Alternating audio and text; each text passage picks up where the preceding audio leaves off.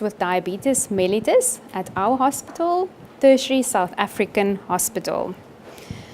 So, like we said, it's my MPhil project, and I'd like to thank my co-authors, Professor Hall, Professor Gebhardt, and Dr. Mason. Without their help, this would not have been possible. The study was accepted to be published and is now seen with a citation, so we are very proud. So, glucose metabolism changes in pregnancy. We see lower fasting serum levels, and postprandial values are generally higher. And glucose tolerance decreases progressively from the first trimester to the second and third trimester. It's not a constant process. That's why initially in the first trimester, known gestational diabetic patients might actually need less insulin and can present with lower glucose values. So it's something to keep your eye open for.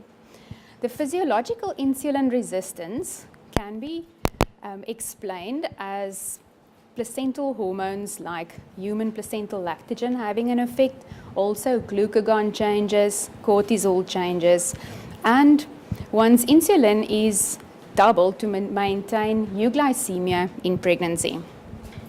Gestational diabetes would then be diagnosed if there is a mismatch between the inherent pancreas beta cell reserve and the need to increase the insulin demand to maintain euglycemia.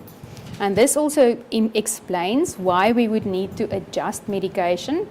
Usually it decreases early in pregnancy for pregestational diabetics, and it would increase later in pregnancy, the need for more insulin. Type 2 diabetes mellitus, as well as gestational diabetes, is rising, and this it's partially to blame on pregnant patients generally becoming older when they fall pregnant, and obesity is a rising problem. Obesity can be blamed on a high-calorie diet, as well as lots of carbohydrates and a sedentary lifestyle. This is not a problem known just to South Africa, but it is a worldwide phenomenon. The diagnostic thresholds have been lowered for the diagnosis of gestational diabetes. I chose these pictures because of the topic being about babies that passed away. We need something a little bit more happy, so that's why I've chosen teddy bears. So we've lowered the gestational diabetes thresholds following the Sentinel HOS trial as well as the HAPO trial, and they showed composite benefits for initiating interventions at lower levels. Just to refresh your memory on what these trials said, so the HOS trial, or ACOS, however you'd like to pronounce that, is the Australian Carbohydrate Intolerance Study in pregnant women. It was published in 2005 in the New England Journal of Medicine. And their conclusion was that the treatment of gestational diabetes reduces serious perinatal morbidity and may also improve the woman's health-related quality of life. The HAPO trial stands for, it's again an acronym for hypoglycemia and adverse pregnancy outcome.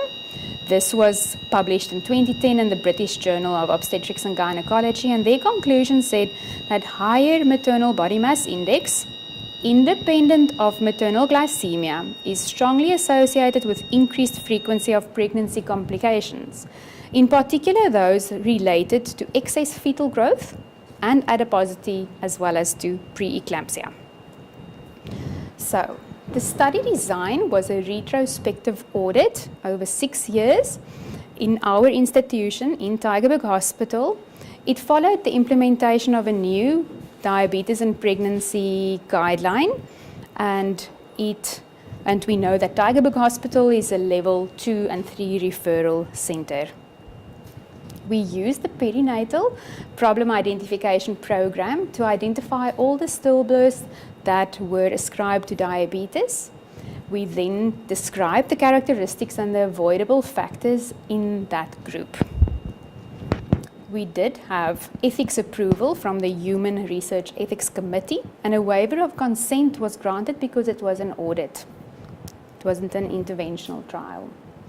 So our results, the period again from 1 January 2010 to December 31 of 2015, a total of 59 stillbirths due to diabetes were seen in this period, including one set of dichorionic diamnionic, concordantly grown normal babies without anomalies. Of the total number of stillbirths, the 59 stillbirths constituted 2.3%, and of all the births in our center over those 6 years, 43,000 births, it constituted 0.14%. One of the shortcomings of our trial or our audit was that we did not know what the true denominator of all pregnant patients with diabetes is in our hospital. Up to today, we still don't know that, but it's a work in progress. So we are collecting or starting a register, and this might help to have a control group in the future, but it isn't something that we could have done. Looking at the maternal characteristics, the mean maternal age was 31 years, the youngest patient was 17 and the oldest patient 41. Gravidity, like you can see, with a range of 1 to 11. And looking at the body mass index, only 14.5% of patients had a normal body mass index. And almost more than 65% had a body mass index more than 30, if you look at the bottom 3 groups together, and 10% more than 50, which is quite significant. A quarter of patients had previous chronic hypertension as well. A quarter of patients had a previous pregnancy loss after 24 weeks, and 5% of patients had a previous diabetic-related loss after 24 weeks. When looking at the gestation at booking, the mean gestation was 17 weeks.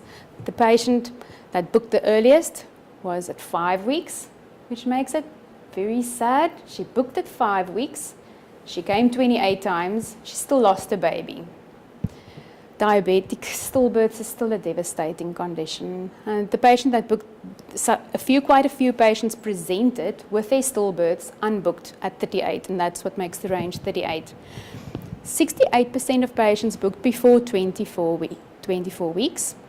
And when we look at the gestation of appropriate referral to the right level of care, that was around 26 weeks. Again, some of the patients was referred at 6 weeks already, and some only at 40 weeks. All right. So just to come back to your previous comment, a patient might have booked at 5 weeks being in private practice, and then you refer to us with an intrauterine gain. Very true, which we saw in a few cases. And usually in those patients, they don't come to us with any accompanying notes. So that would also be good if it happens in the future and you come across a patient like that, and you are maybe the treating physician outside of the government sector, to give the patient some sort of notes to keep with her. But she was treated by a general practitioner, so it wasn't by one of our specialist colleagues. If we divide the groups looking at the types of diabetes in the mom, 28% of the stillbirths occurred in type 1 diabetics, 65% in type 2 diabetics, and 7% in gestational diabetes. And we all know that intrauterine deaths are not really associated with gestational diabetics, but it is sometimes difficult to discern which patient is the true gestational diabetic and which one has pre-gestational diabetes that was only diagnosed in pregnancy. And before the guidelines changed in Tygerberg, we actually did not have a lot of monitoring available. We didn't do growth scans, we didn't do HbA1cs for a few years, so we couldn't in all patients reclassify them as having type 2 diabetes using the ADA criteria for overt diabetes. Looking at treatment, 16% of patients did not have any treatment. Still about 16% had lifestyle modification only, which is still a treatment in itself. It's not nothing. 22.8% had lifestyle modification with metformin. Only a very small group did we add clibenflamide in, where we know internationally especially in the US, glibenclamide is the first choice of oral treatment. And 42% of patients did use some form of insulin. We grouped them together, so it would consist of the groups having used protophane or basal bolus or analogs. And 36.8% could monitor their glucose values at home. Long-term control was monitored using glycosylated HbA1c, like you all are aware of. Pre-gestational HbA1c was only available in a few patients, unfortunately. So and you can see the median value of 9.2 is extremely high. Our target value is at least 6.1 in pregnancy. Outside pregnancy, they are a little bit more lenient, having 7.1 or 7.4 would be 7 would be still good control. But having a range of 7.5 to 11.6 before you fall pregnant is not a good idea at all. We'll go a little bit deeper into why that is. Median booking values also very high, 8.3, with a range some patients controlled better than others, many having values above 12, and then we also looked at the pre-delivery value, which looked pretty much like the median booking value. Because we did not have a cohort a control group in our study, we can't have any statistical comparisons between groups. So this is merely a descriptive audit, just to remind you. We also divided the stillbirths according to the gestations at diagnosis.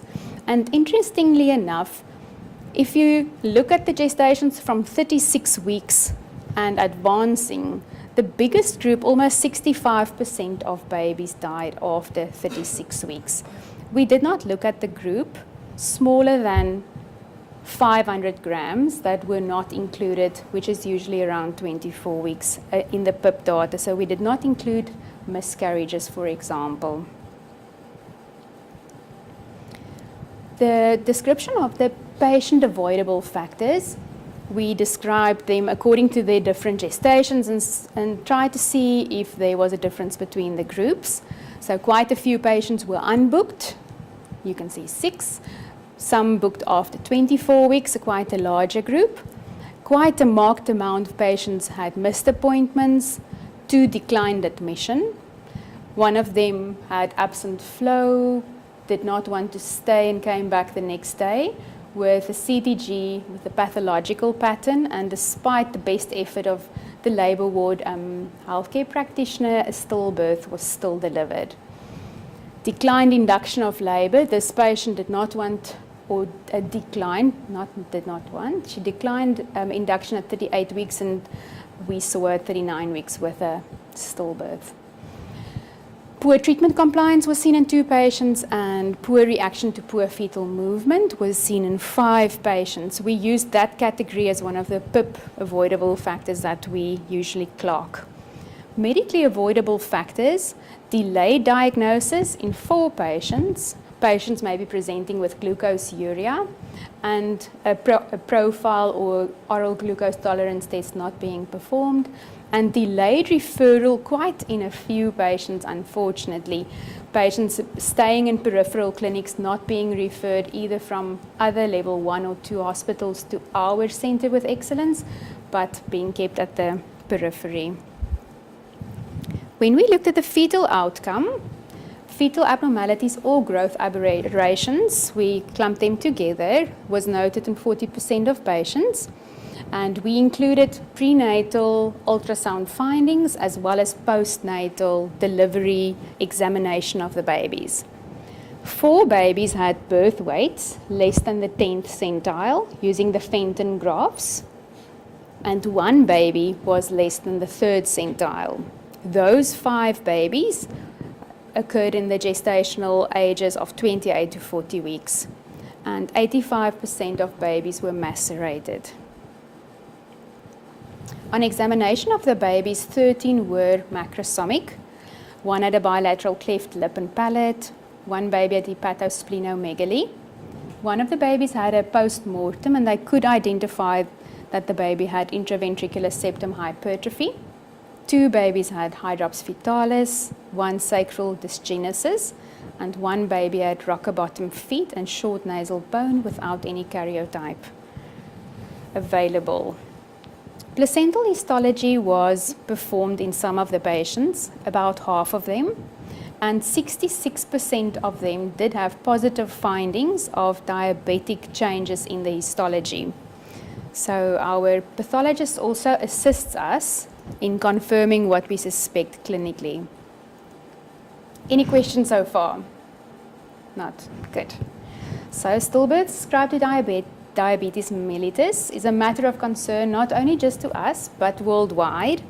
Data from the United Kingdom says that state that 12.8 per 1,000 births are the diabetic stillbirth rate. And we said before, it's generally not associated with gestational diabetes, but more so of true pre-gestational diabetes, but it may be very difficult due to all the confounding factors to make the diagnosis and discern between the two. Our South African data, we don't have a lot of South African data, and that's why we felt that this would be valuable. We know comparing our study to worldwide data is difficult because we don't have a comparative group, but for South Africa, it is good. So HISTOLOGY did study an 11-year audit on the outcomes of pregnancy in diabetes in Soweto in 2005, and he saw that 3.9% of the type 1 diabetics were complicated by stillbirth, 1.8% of the type 2 diabetics were complicated by stillbirth, and the gestational group, again larger than the type 2 group, which again makes it difficult to know whether they were actually pre-gestational and just seen in pregnancy. Another source of information from South Africa was done by Prof. Hall over a period of 12 months. They did an audit and saw in the type 1 diabetic group, none of them were complicated in that specific year by stillbirth, 6.5% of the type 2s and 12% of gestational diabetics. Again, that study's aim was not to discern between pre-gestational and gestational diabetics, and they used the data as received. We have emphasized before that in our study, accurate numbers of pregnancies with diabetes could not be obtained. We wish we could, because that would be nice, but we couldn't. So we expressed our stillbirth rate for all births, about 500 grams from 2010 to 2015, and this figure was 1.39 per 1,000. The annual rates for the 6 years varied from 0.89 for some years to 2.12 per 1,000 for others. So it did markedly differ between the years. And we know we're a referral center, so that might also make that the numbers are overrepresented. The increased fetal loss due to diabetes, we know that you are at increased risk of miscarriage. Also congenital abnormalities like midfacial, cleft palate, heart, neural tube, also renal, macrosomia. Fetal growth restriction is a risk, especially the type 1 diabetic or patient with target organ damage. Maternal complications like diabetic ketoacidosis is one of the other big reasons. We had about 6, I think, in our study that had stillbirths, and one patient had 2 episodes of diabetic ketoacidosis in one pregnancy. The baby didn't survive, obviously. Preterm labor is another risk, as well as preeclampsia. Why do these babies die? Maternal hypoglycemia leads to fetal hypoglycemia, leading to fetal hyperinsulinemia. And these babies are at higher risk of becoming acidotic. When they're acidotic, the myocardium does not function well, and death ensues. In animal studies, they've seen that cardiac changes are actually due to cardiomyocyte hypertrophy and suppression of cardiac transcription factors. And it's not by cell proliferation or apoptosis like we thought before. If we now think of just the patient avoidable factors, this is the 4th last slide for those that are a bit tired. If we look at patient avoidable factors, it's difficult to change the patient's behavior because of the resource constraint in our country.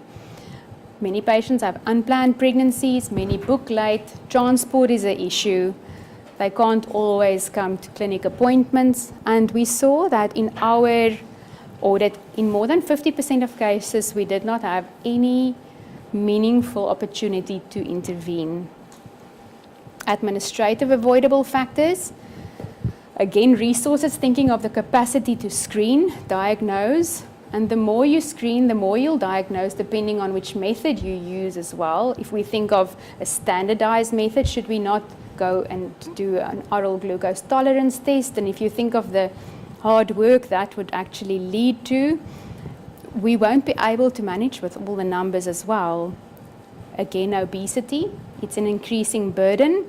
And also remember that the glucometers are not available to patients freely. Some are sponsored, but most of them, the patients need to buy, and we still have loan sets, but we struggle getting them back, so then in the end we don't have that many to loan as well. So our suggestions. We would advocate for a multidisciplinary center of excellence that would be accessible to patients, that is a one-stop with a standardized assessment of mom and baby. We should raise awareness not only in patients but also in all healthcare practitioners. And this unit would consist of maternal fetal specialists as well as endocrinologists, diabetic educators, social workers, and nursing practitioners. And obviously the dietitian, I can't remember if I said that. In conclusion, the numbers of pregnant women with diabetes are rising. Stillbirths in this group constituted only a small percentage of the total stillbirth burden. In most cases, clinicians were denied an adequate opportunity to intervene. We need to educate everyone better. And we suggest increased surveillance from 36 weeks may further lower the number of stillbirths. Thank you for your attention. Does anyone have any? Your suggestion is to get to do a register so that you can follow the patients up prospectively. Yes. And in that sense, you said you'll get controls, but you'll actually get a denominator. Yes, and that's what we need. That's what you need. Then you can start talking about incidents. Why do you suggest a step up of surveillance only from 36 weeks onwards? Because if you look at the spread of your stillbirths, they occurred not only everywhere. late in pregnancy. We didn't suggest stepping down our current efforts, which is a stepped up effort already, but we wanted to. We don't know what the answer is because it is in the end still unexplained deaths. We currently do everything we can. We really are aggressively friendly, but we really try to enthusiastically change treatment and approaches and patients. We really try to change their attitude towards their condition as well as their input in taking charge for their own health. We really see, like I said, the one patient we saw 28 times. She did everything and we did everything. We can't prove that it would make any difference. We can just say that after 36 weeks we've seen more. So, Yes, Praful. I just want to expand on that so we answer the question specifically. First of all, in the data from the study that you quoted that I was the first author of, we do have a denominator that year.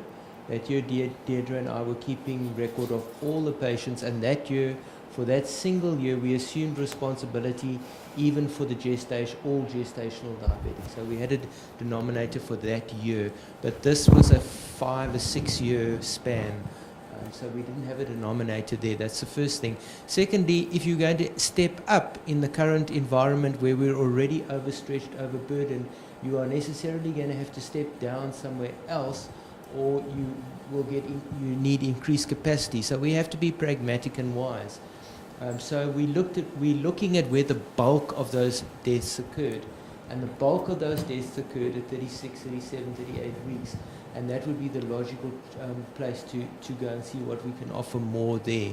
What worries us is the doctoral study by Dr. Sumaya Adam from Pretoria, which on the most aggressive way of screening for gestational diabetes shows that in our South African population, 26% of all pregnant women in South Africa have gestational diabetes, which is going to put an incredible burden on the system, particularly on management, and if they are also induced, because at the moment in South Africa, induction is offered to gestational diabetes because there are still studies that show intrauterine deaths amongst this group. And so we're worried about those. So we have enormous challenges in diabetes in that sense, just to put on the perspective. Zoe. Dankie, Zoe.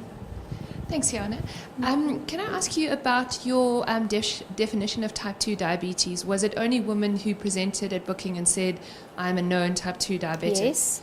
Yeah, that would be the one group. Or if a patient would be diagnosed with a value of 11.1 and symptoms higher than that postprandial value or random.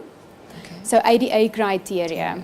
Okay, so Yeah. if there were... for overt diabetes outside pregnancy, we would have used that for a patient that first presented in pregnancy and had ADA criteria for overt diabetes in pregnancy for the first time. So was that